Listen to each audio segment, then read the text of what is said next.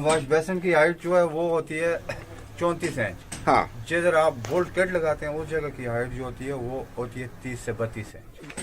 ये वाला डिस्टेंस जी 6 इंच का रखा हुआ 6 है। इंच। अभी बाथरूम्स नए बनाए थे तो उसमें ये वाला पाइप नीचे था, तो जब हम इंस्टॉल कर रहे थे वॉश बेसिन तो उसको लगाते हुए कील इसके अंदर चली गई। वो इन पाइप का डाया बता दें कि क्या होना चाहिए। इसका डाया जो है अंडरग्राउंड वॉशरूम के अंदर या लॉन्ड्री में 25 mm मेन पाइप होते हैं वो होते हैं 32 mm। ये वाला गर्म पानी का है और ये ठंडे पानी का है। तो ये हम लॉन्ड्री एरिया से निकल के मास्टर बेडरूम से निकल के टीवी लाउंज में पहुंचे और ये देखिए जनाब, ये जा रहा है यहाँ पर, ये गर्म पानी आएगा जो आपका लेफ्ट साइड पर आता है। बताएं, अक्सर जगहों पे इस तरह से होता है कि जब बाद में नलके लगाते हैं टाइलों के ऊपर, जब हम नलके की फिटिंग करते हैं तो नलका थोड़ा सा आगे होके फिट होता है। वो टाइल और नलके का जो चूड़ी होती है उसमें गैप होता है, उसकी क्या वजह होती है? कहते हैं इसको अंदर करके लगाना है। थोड़ा सा टाइल से हटा होता है, आगे निकला होता है, इतना खूबसूरत नहीं लगता, जिसकी वजह खूबसूरत नहीं से लगता। टाइल के बिल्कुल साथ जुड़ा हो तो तब खूबसूरती आती है। तब लगता है कि प्लास्टर एक तो बराबर हो, हाँ, या कुछ जगहों पे कारीगर से भी गलती हो जाती है कि वो पीछे सीपी नोजल बड़ी लगा देते हैं, वो आगे निकल जाता है। ये जो पॉइंट्स है ना, इस बस आपने ये ध्यान रखना है कि जब आप प्लास्टर करवाएंगे तो ये उसके साथ बिल्कुल दिमागी की तरह सीध में है। प्लास्टर से ये बाहर ना आए। प्लास्टर से बाहर नहीं आए और अंदर भी नहीं होना है। अंदर भी नहीं, प्लास्टर के साथ फ्लश आने फ्लैश आनी चाहिए, ये बहुत इंपॉर्टेंट पॉइंट है। अच्छा, बिजली का भी बताएं साथ में क्या निजाम है। चलें अब हम बात कर लेते हैं कि इसका रेट क्या है। तो आपने ये किस रेट पे काम किया है? आपसे अगर हम करवाते हैं।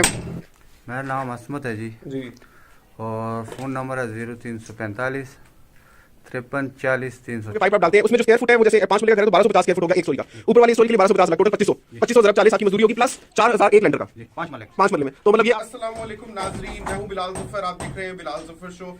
नाजरीन, जब आप अपने घर पर ऊपर का लेंटर डलवा सकते हैं, वो कैसे डलवाना है उसके बारे में तो मैंने आपको पहले वीडियो बनाकर दिखाई थी, तो उसको आप जरूर देख लें।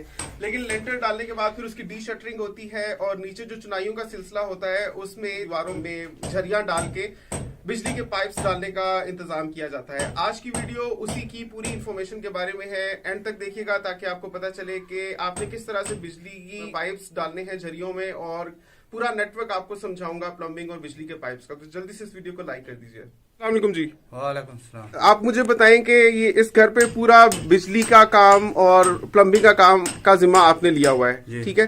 तो सबसे पहले तो आपसे हम बात करेंगे कि ये नेटवर्क आप समझाएं कि किस हिसाब से आपने ये पाइप्स डाले हैं। ये जो पूरे पाइप्स आ रहे हैं, गर्म पानी का पाइप कौन सा है, ठंडा पानी का पाइप कौन सा है, पाइप का कितना डाया आपने रखा है, कितनी ऊंचाई रखी है, किस वजह से रखी है, और फिर आपसे रेट की बात करेंगे। तो पाइप है, दो ऊपर वाली लाइन जो है वो ये गर्म और नीचे ठंडी लाइन। ये ऊपर गर्म पानी का पाइप है और नीचे ठंडे पानी का पाइप, और इनके दरमियान जो डिस्टेंस है वो 6 इंच। ये वाला डिस्टेंस 6 इंच का रखा हुआ है। 6 इंच। ये जमीन से कितना ऊपर होता है ठंडे पानी वाला? ये जमीन से होता है 18 इंच ऊपर होता है। बिल्कुल ठीक, 18 इंच, और ये वाला 24 इंच।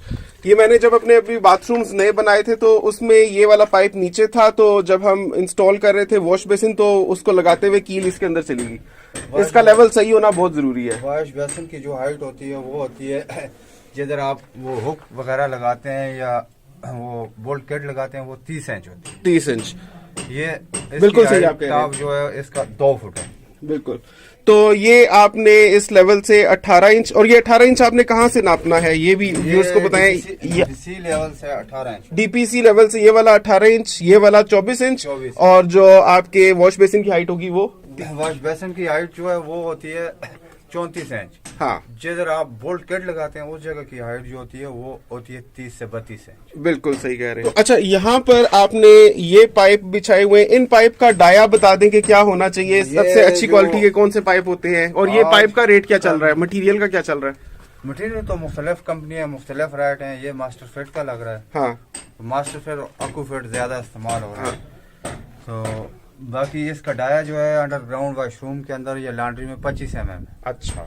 जो मेन पाइप होते हैं वो होते हैं 32 mm 5 मरले के लिए, 2 वॉशरूम हो या किचन हो, ठीक है। उसके लिए जो मेन पाइप होता है टैंकी से नीचे वो 32 mm का होता है। अच्छा, ये वाले पाइप ऊपर कनेक्ट कर दिए जाएंगे ऊपर वाली पानी की टंकी के साथ? ओपन जगह, ऊपर लॉन्ड्री वाली जगह है, ये इधर गीजर का पॉइंट बनेगा और ऊपर टैंकी के लिए चलेगा। यहाँ पर बनेगा गीजर का पॉइंट, ये जो झरी जा रही है इधर गीजर लग जाएगा। इधर गीजर लग जाएगा, इंस्टेंट गीजर लगाएंगे। यहाँ पर क्या होगा? इससे एक मोटर वाली लाइन और एक ऊपर टैंकी से नीचे वाली लाइन इस जरी में ऊपर चली जाएगी। अच्छा, मतलब जो ठंडा पानी ऊपर से नीचे यहाँ पर आएगा। और मोटर वाला ऊपर जाएगा टैंकी में। ठीक, और ऊपर से ही ठंडा पानी एक गीजर में भी जाएगा और उधर से गर्म पानी नीचे आएगा। गर्म नीचे आएगा। अच्छा, यहाँ से आगे फिर बाथरूम में कनेक्ट किया हुआ है, इस बाथरूम में भी, उस बाथरूम में भी। और यहाँ से ये जो पाइप आ रहे हैं, ये एक पाइप ठंडा पानी का है, गर्म पानी का है। पानी का ये जा रहे हैं आगे किचन के। ये वाला गर्म पानी का है और ये ठंडे पानी का ये है। ठंडे पानी। तो ये हम लॉन्ड्री एरिया से निकल के, मास्टर बेडरूम से निकल के ये किचन में टीवी लाउंज में पहुंचे और ये देखें जनाब, ये जा रहा है यहाँ पर, ये गर्म पानी आएगा जो आपका लेफ्ट साइड पर आता है। ये आप देख सकते हैं कि लेफ्ट साइड पर गर्म पानी की कनेक्टिविटी है और इसी के साथ जुड़ा हुआ है ये, यहाँ पर आपका किचन में ठंडा पानी आएगा। और यही पाइप्स आगे जुड़े हुए हैं, वो फॉरेज में जा रहे हैं। उधर भी एक इधर बाथरूम का सिस्टम है। तो ये आपको देखना है कि जिधर जिधर बाथरूम्स होंगे उधर आपने फर्श को पक्का करवाने से पहले अच्छी तरीके से अपने पीपीआर पाइप्स की फिटिंग को आप चेक कर लें कि सारे गर्म और ठंडे पानी के पाइप सही जगह पर कनेक्टेड है। अभी यहाँ पर आपका गर्म पानी होगा, यहाँ पर आपका ठंडा पानी होगा। ये शावर का पॉइंट आ गया। ठीक है, और ये फ्लैश टैंकी के लिए आ गया। ये लोटे के लिए हो गया, टॉयलेट शावर के लिए आ गया। हाँ, ओके। और बाकी मतलब सिंपल सा मैकेनिज्म है, कोई इसमें रॉकेट साइंस नहीं है, सिर्फ आपको गर्म और ठंडे पानी का ख्याल रखना है। और ये वाला जो पाइप आ रहा है, ये तो अच्छा, ये अभी बिछा हुआ नहीं है, बस अभी ये कि उस बाथरूम को तो वहीं से कनेक्ट कर दिया होगा, बैक साइड से ही। ये आप देख सकते हैं, ये उधर से आ रहा है।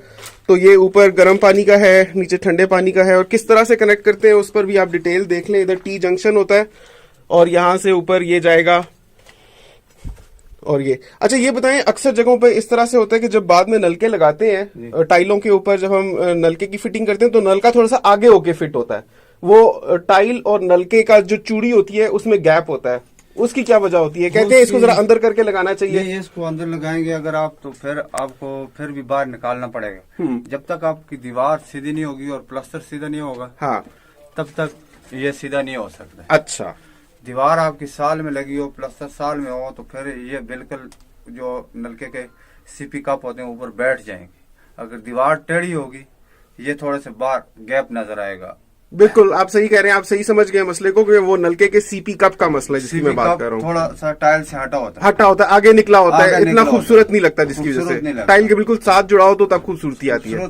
तब लगता है कि प्लास्टर एक तो बराबर हो। हाँ, या कुछ जगहों पे कारीगर से भी गलती हो जाती है कि वो पीछे सीपी नोजल बड़ी लगा देते हैं, वो आगे निकल जाता है।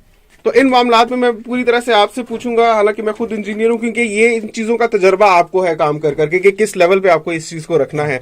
तो ये मतलब कि जो ईंटों की दीवार है उससे थोड़ा सा आगे निकला हुआ हो, थोड़ा सा आगे निकला, वो कितना आगे निकला हुआ हो? तकरीबन आधी इंच आगे निकला, वो प्लास्टर के बराबर आ जाए। ये देखें व्यूअर्स, अच्छा अच्छा, प्लास्टर के साथ ये फ्लश हो जाए, फ्लैश हो जाए, टाइल इससे बाहर लगे, अच्छा तब अच्छा, जाके इसका शावर जो होगा वो टाइल पे बैठेगा। ठीक है ठीक है, ठीक। मतलब ये जो पॉइंट्स है ना, इस बस आपने ये ध्यान रखना है कि जब आप प्लास्टर करवाएंगे तो ये उसके साथ बिल्कुल गरमाले की तरह सीध में आए। हाँ, प्लास्टर से ये बाहर ना आए, प्लास्टर से बाहर नहीं आए और अंदर भी नहीं होना चाहिए, अंदर भी नहीं, प्लास्टर के साथ फ्लश आने चाहिए। फ्लश आने चाहिए, ये बहुत इंपॉर्टेंट पॉइंट है। अच्छा, बिजली का भी बताएं साथ में क्या निजाम है? ये सर जी वॉश बेसिन के साथ बोर्ड आ जाएगा। हाँ, ये लाइट आ जाएगी। ठीक है। और यहाँ से ये बिजली की तार, ये फ्लोर में आगे इधर जा रहे अच्छा। हैं। ये नीम छत्ता डाला हुआ है, हाँ। नीम छत्ते में पॉइंट नहीं रखे। अच्छा अगर नीम छत्ते में पॉइंट हो जाते फिर हम फ्लोर से बच जाते। अच्छा अच्छा, फिर ऊपर से चला जाता। यहाँ से ये जो स्विच बोर्ड है, ये है जो बेड का जो है ना मेन बोर्ड है ये। हाँ, ये नीचे लाइट प्लग आ गया। ठीक है। और ये इधर नीचे से अभी जोड़ेंगे पाइप, उस जगह से जोड़ेंगे, उस जगह से जोड़ेंगे, बाहरी से जोड़ेंगे, वॉशरूम के बोर्ड के। अच्छा अच्छा, ये इस वाले पाइप से जोड़ेंगे, इस वाले पाइप। ये नीचे से एक पाइप लगेगा अभी। हाँ, नीचे से पाइप। अच्छा, ये ऊपर जा रहा है, ऊपर लेंटर में, ऊपर लेंटर ठीक में है। जा रहा है। इधर एक आपका लग जाएगा ऑर्डर, ठीक है, ऊपर जिधर ठीक है। डब्बी लगी। सही है। बाकी 4 लाइटें आगे छत में। अच्छा, ये टीवी लाट है। हाँ ये इसका मेन बोर्ड आ गया। फिर उस दीवार के सामने जी, ये मीडिया वाल आ गई सामने। ये उसके पॉइंट आ गए। सही है, एक बोर्ड उस तरफ लाइट लगाया हुआ है, ठीक है। क्योंकि एक्स्ट्रा लाइटें हों तो फिर एक ही बोर्ड में सारा लोड ना पड़े। अच्छा अच्छा, ये भी सारा काम आपने खुद किया है? खुद की। अभी आपसे हम रेट की भी बात करेंगे, लेकिन पहले नाजरीन को ये बता दें कि किस तरीके से ये अभी ऊपर लेंटर में से ये आ रहा है पाइप, और यहाँ पर ये स्विच बोर्ड है, आगे वो लाइट प्लग कनेक्टेड है, और इस तरह से ऊपर इधर लगेगा, ये ऊपर जिधर है वो लगी हुई है, जाके इधर जाके ऊपर बनाएंगे एग्जॉस्ट के लिए पॉइंट की। अच्छा अच्छा, वो उधर से एग्जॉस्ट के लिए जगह नहीं छोड़ी खाली, बस बनाएंगे बाद में। प्लास्टर से पहले रिंग लगा के उसको प्लास्टर कर देंगे, जगह हो जाएगी। अच्छा अच्छा, ठीक है। इसी तरह हार अभी ये वर्क इन प्रोग्रेस है, ये ऊपर से भी डीबी में आ रहे हैं सारे पाइप। चले अब हम बात कर लेते हैं कि इसका रेट क्या है। तो आपने ये किस रेट पे काम किया है? आपसे अगर हम करवाते हैं ये प्लम्बिंग और बिजली का काम, पहले नंबर पे ये बताएं व्यूअर्स को कि आपको किस स्टेज पे बुलाया जाए। आपको लेंटर डालते वक्त बुलाना चाहिए ताकि लेंटर में आप सारे पॉइंट चेक कर लें। आप खुद बताएं। अगर आपने नीम छतें डालने हैं, नीम छतों के टाइम पे आप बुला लें। ये बाथरूम के ऊपर जो नीम छतें होती हैं, छतें। अच्छा, क्योंकि उसमें भी पॉइंट रखने होते हैं। पॉइंट रखने होते हैं, फिर फ्लोर में आपके बिजली वाला पाइप नहीं जाएगा, वो सारा लंटर में और दीवार में। ठीक है।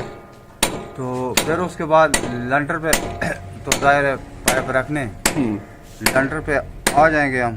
तो लेंटर डालने से पहले आपको बुला लें। लंटर डालने से पहले जब आपकी शटरिंग हो जाती है फिर बुला लिया जाए।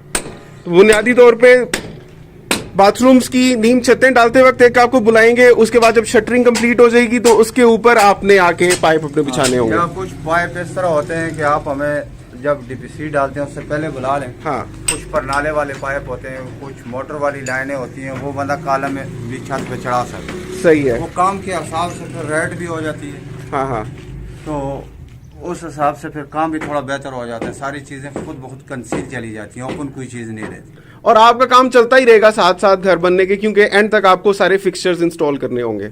हाँ, प्लम्बर और इलेक्ट्रिशियन का काम खत्म ही नहीं होता जब तक उधर फैमिली शिफ्ट नहीं हो जाती। आपका कितने साल का तजर्बा है? तकरीबन मुझे हो गए 22 साल। 22 साल, अच्छा माशाल्लाह। तो ये बताएं कि किस रेट पे आप काम कर रहे हैं आजकल?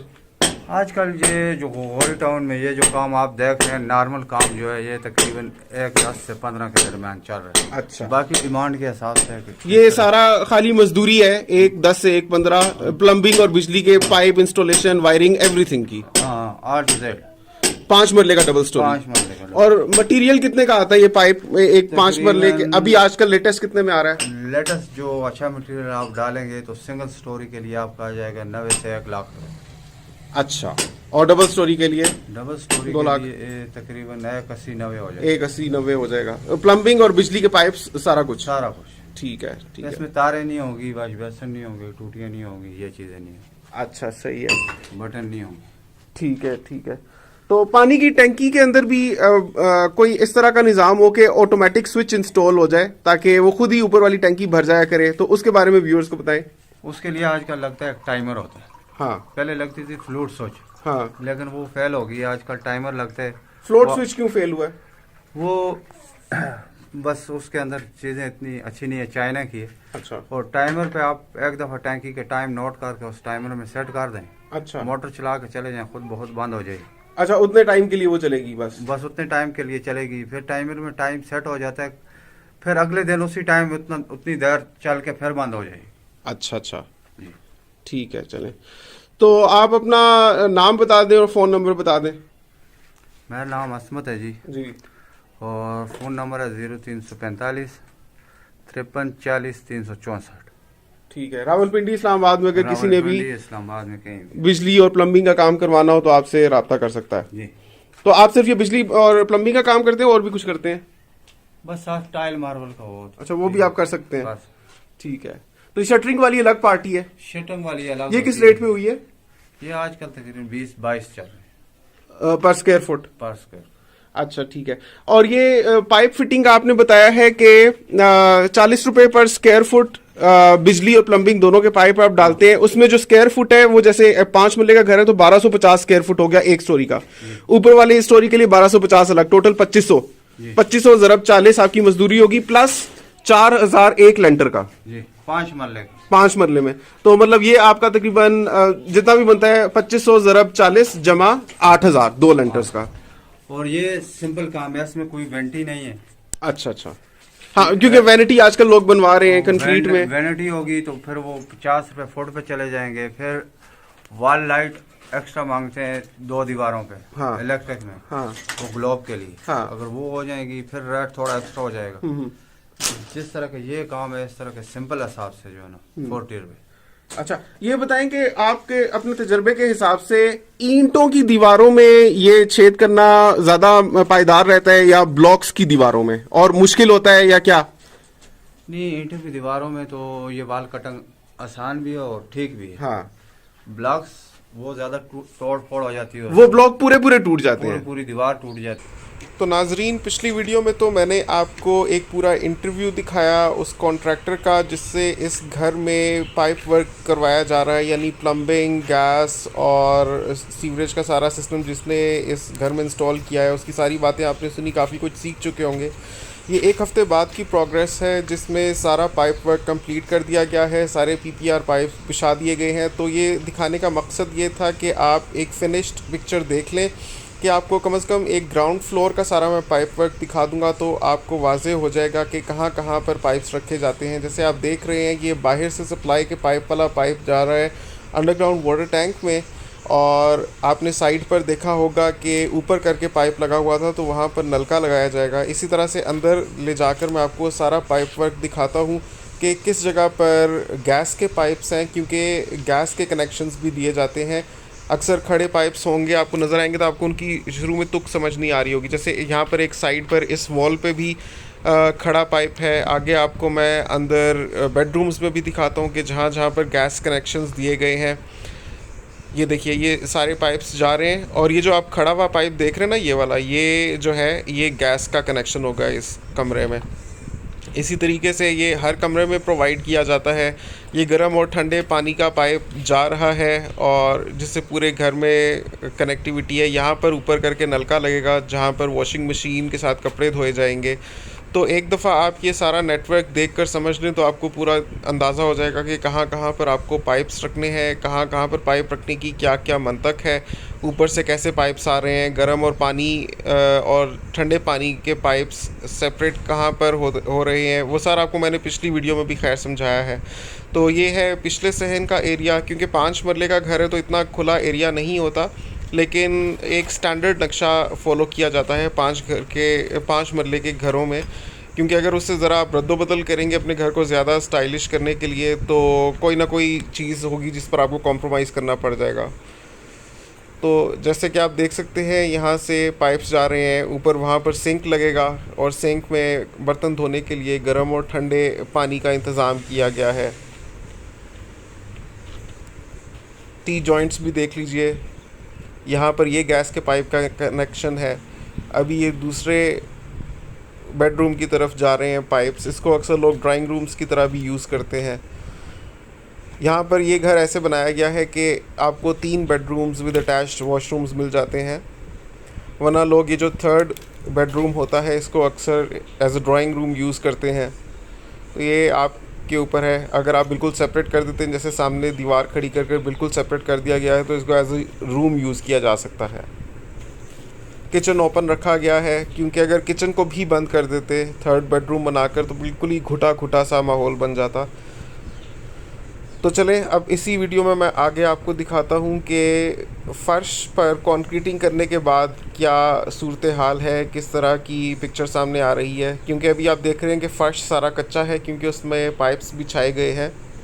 मैंने कोशिश की है कि 2-3 हफ़्तों की प्रोग्रेस इकट्ठी करके आपको एक ही वीडियो में दिखा दूं ताकि आपको ठीक ठाक अंदाज़ा हो जाए कि पाइप नेटवर्क बिछाने के बाद किस तरह से फ़र्श को पक्का किया जाता है। तो चलिए अब मैं आपको वो वाली वीडियो दिखाता हूँ। लेकिन उससे पहले मैं आपको बताना चाहता हूँ कि अगर आप रावलपिंडी इस्लामाबाद में अपना घर बना रहे हैं तो आपको मियारी पाइप वर्क के लिए और मुनासिब दामों के लिए एक बड़ी अच्छी दुकान मुझे पता चली है। उसका नंबर आपके साथ शेयर कर रहा हूँ। आप इनसे हर किस्म का प्लम्बिंग का पाइप ख़रीद सकते हैं, पानी के पाइप्स ख़रीद सकते हैं, गैस के पाइप्स ख़रीद सकते हैं। सारी चीज़ें यहाँ पर अवेलेबल आपको मुनासिब दामों पर मिल जाएंगी। तो इनको आप कांटेक्ट कर सकते हैं दिए गए नंबर पर कांटेक्ट करके।